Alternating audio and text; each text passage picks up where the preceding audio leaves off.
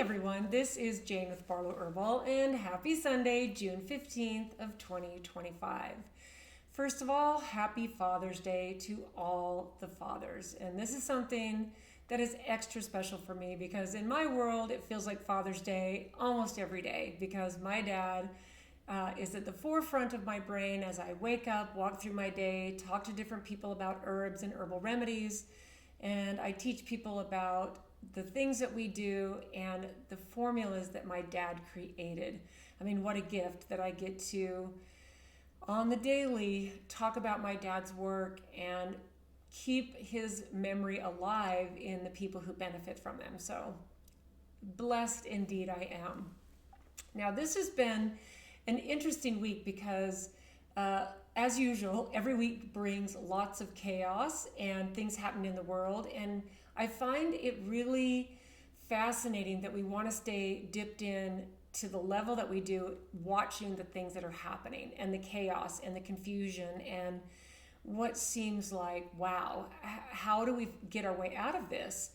But we need to remember that we are in humanity changing pivotal times, and remind ourselves to stay grounded, stay connected, not just to Mother Earth, but stay connected to our spiritual path, our connector, the divine, consciousness, God.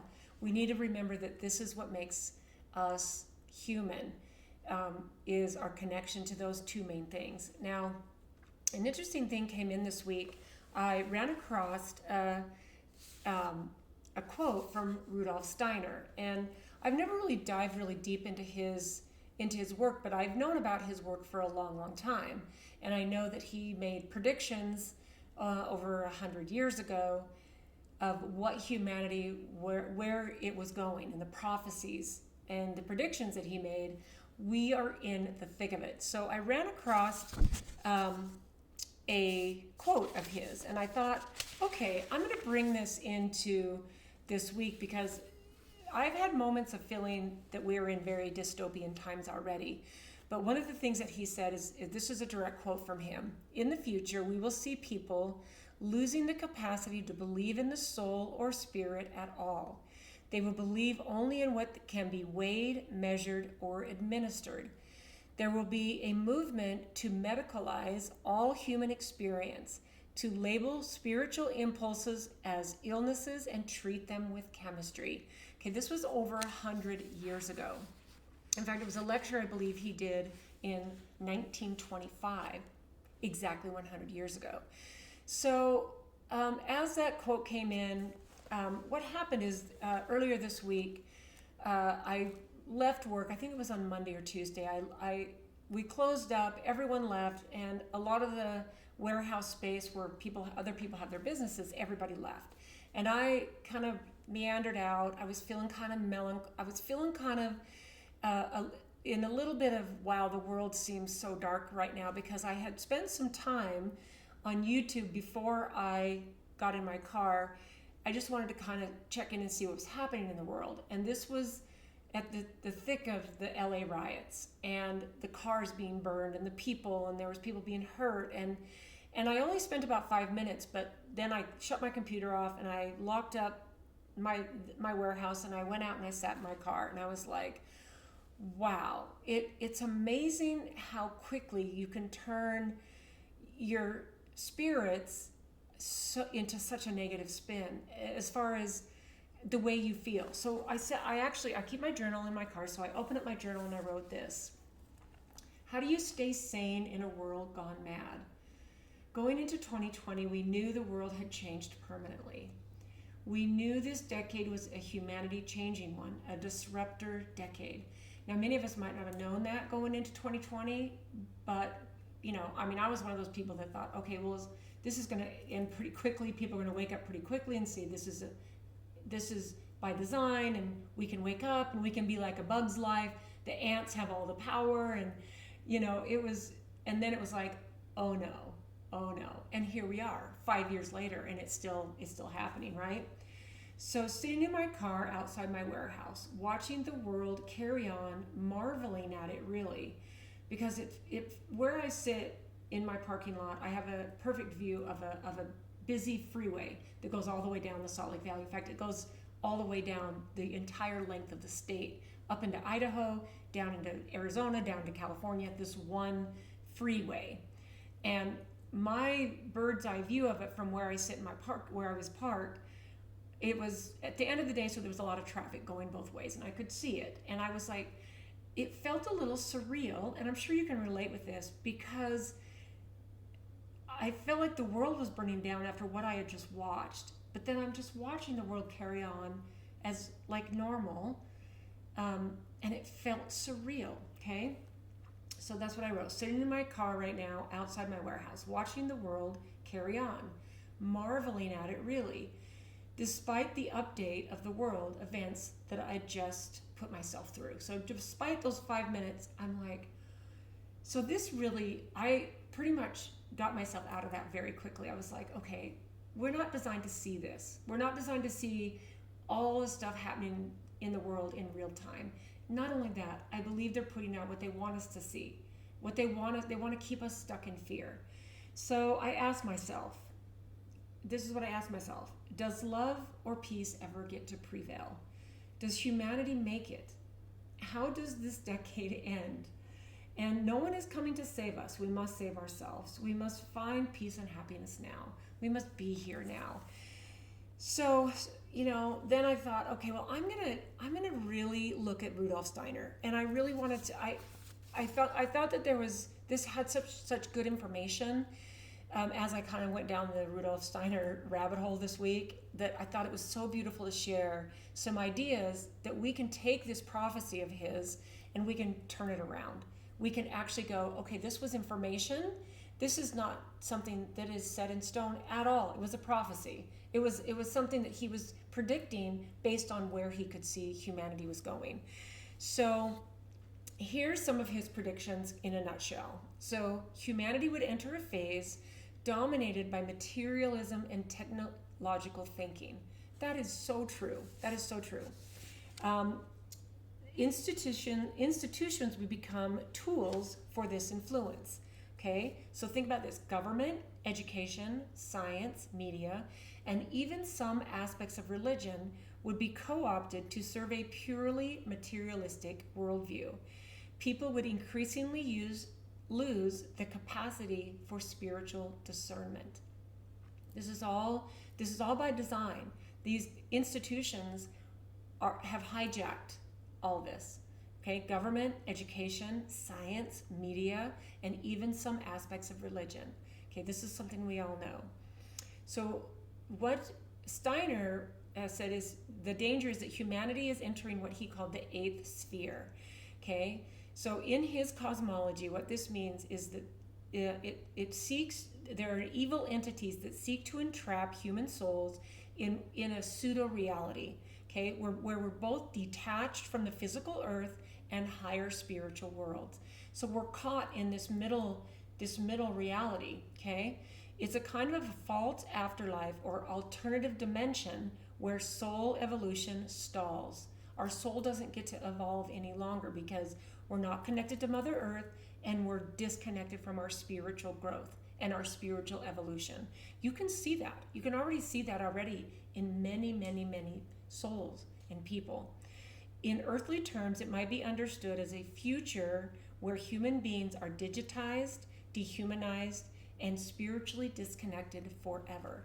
Okay, that's extremely dystopian, right? So what I thought I would do is this. I thought it would be really cool to take a look at some of these key things that Steiner looked at and ask some important questions with some brief answers to these questions. So the first thing that we need to do is we need a reconnection with nature. And these are things I talk about all the time because this is how we maintain our connection to Mother Earth, is we literally make a reconnection with her, okay? So ask yourself this question. When was the last time I truly listened to the natural world without distraction? And then ask yourself this: how often do I let my bare feet touch the earth? What plant, tree, or landscape has a personal meaning to me and why? Perfect question to ask yourself, right? Do I know the names of the plants that are growing near my home, and can I learn their medicine? This is something I really try to bring into every Thursday's herbal wisdom video. If you don't tune into that, every Thursday I drop a little video where I teach you about a plant. And sometimes it's like where they grow. Can you grow them in your yard? Here's the conditions it takes, and here are the health benefits. Okay, so find out what are the names of the plants that are in your area. Okay, and can you learn what medicine they provide? Because there's power in almost everything that you look at and notice. That's Mother Nature. And then this question: how can I honor the earth in my daily choices, even in small, consistent ways? Okay. That's the first part in reclaiming our reconnection to nature. Now, the second part of this is reclaiming our humanity, pulling it away from digitization. Okay? So here's some questions to ask yourself. What activities make me feel most alive, most human, and most connected? Okay? Where in my life have I outsourced my intuition to machines or institutions or systems? Where have I outsourced my humanity? Ask yourself those questions, right? Am I making time for genuine eye-to-eye connection with others? There's nothing like having someone listen to you with their eyes, where they're paying attention, their body language. This is something I'm much better at with my grandkids and my young nieces and nephews than I was with my own children. I think we find that is true as we get older, and especially as a parent who's raised our kids. It's like we always think, oh, I wish I'd have done that a little differently. But do we actually get to reconnect with our humanness by really listening with our eyes? Do I know the stories of my ancestors, and what wisdom might they hold for this moment? If you have an elder in your life that has wisdom to impart to you in stories, go be with them in person. Spend time with them in person. There is wisdom there. It might relate to an older time, but there is still beautiful wisdom that's relatable to now, and it's reconnecting us with our humanness, our humanity. And then what simple ancient practices am I being called to remember? Something like lighting a candle and offering a prayer. Simple things, right? Then the third part of this is living in consciousness. We need to make a conscious effort to live in consciousness, okay? So here's some questions for this. What am I consuming, and is it feeding or draining my soul? It's like my little 5 minutes on YouTube where all the stuff, that was not feeding my soul. We can find out what's happening in the world. Maybe we don't need to know about all the horrible things that are happening. Maybe we need to focus on the good, the grounding, the humanity, the people, the things in our life, right? Do I make space for silence, rest, and reflection, or am I constantly overstimulated? Such a good question. Where am I being called to slow down, to listen, and to listen more deeply? Where are you being called to slow down? Listen more deeply. This is a practice thing, because that dopamine hit that we get so used to, that is a serious addiction. And because it's not, something that we're overeating or that's affecting our health in that normal way that we think is an addiction, like drugs or alcohol or food or all the things that we might look at as an addiction, that dopamine hit from our technology and the overstimulation from it is a more powerful addiction than you might realize. And we need to look at where we're giving our humanity away to that. So here's another question in reclaiming our humanity or reconnecting with it. In what ways am I participating in the systems I critique, and how can I change that? We need to shop local. We need to think about bartering. We need to simplify our life, minimalize our life a little bit more. Opt out of the consumerism and the materialism. We don't need as much as we consume. Think about the storage units full of people or full of stuff. The storage units full of people. The stuff that's just crammed into storage units and basements and extra rooms and closets. We are just overflowing with stuff. We have been programmed into consumerism and materialism. it's an insane way to live, but it's all been done by design until we decide to opt out, and then everything changes. So then this question, which I love: how do I define success? And is that definition rooted in love, service, or ego? What do I define in my life as successful? Is it the plaque I have on the wall? Is it my college degree? Is it my award that I got? Is it the 4 cars I have in my garage? How do you define success? Is it rooted in love, service, or is it rooted in ego? This is a very important question, because the things that you gather are for yourself. Most of the time, most people don't even care about what you do or what you have. And if they are judging you, that's on them. And until we can realize that and implement it and really absorb it, it won't make a difference until we actually start to recognize that, right? So then there's a piece of inner rebellion and spiritual sovereignty that is the 4th piece of this. So here's some questions. What fear is keeping me from living in alignment with my truth? There's always fear, but there's love on the other side of fear, and love is the opposite of fear. Okay, we can always choose. What have I been told is unrealistic that my heart knows is still possible? This goes along with that whole thing I talked about a couple weeks ago about the 5 regrets of dying people. I wish I would allowed myself to follow my passion and not do what other people expected of me. What have I been told is unrealistic that my heart knows is still possible? What is it that your heart wants you to do and experience and be?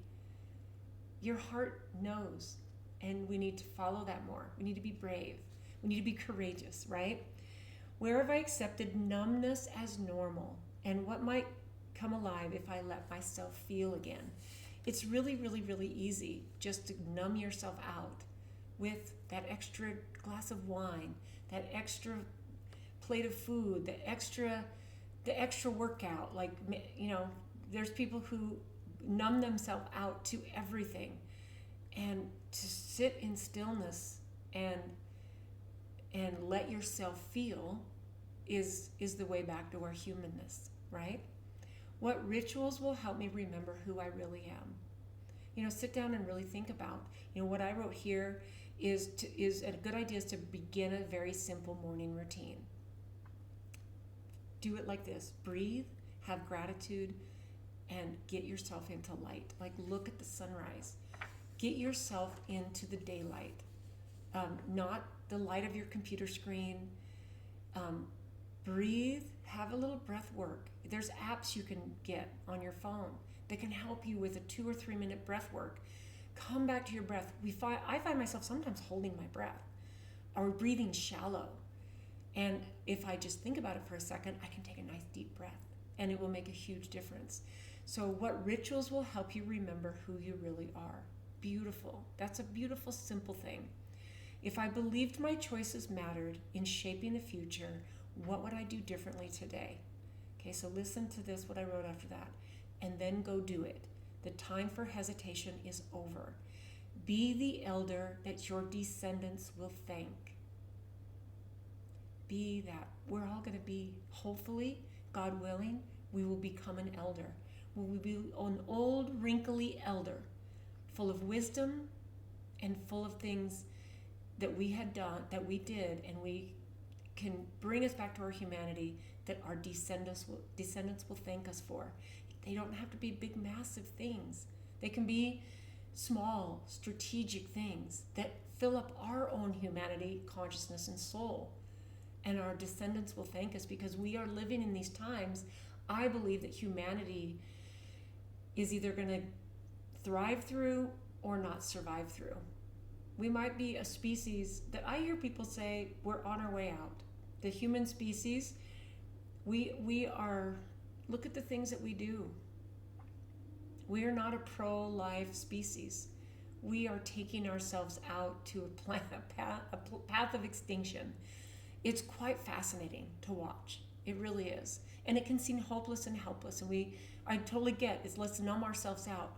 But we are in a time right now where I see two distinct timelines happening. And I see more and more people coming on the ascending timeline, the ascension timeline, where we are connecting to Mother Earth and we are raising our consciousness to connect to our spiritual birthright. I see it. That actually just gave me the chills. Because this is, those of us who see, remember, we each make a difference. We add to the collective quantum entanglement of it all. Every single person who opts into this path and stays on a higher ascension. When we do that, when we make these small choices, we take a breath, we breathe in gratitude, we go ground on Mother Nature and watch the sunrise and watch the sunset without the distractions, without our phones, you don't have to document everything. Don't document most things. Don't do it. I have on my digital camera thousands, tens of thousands of pictures.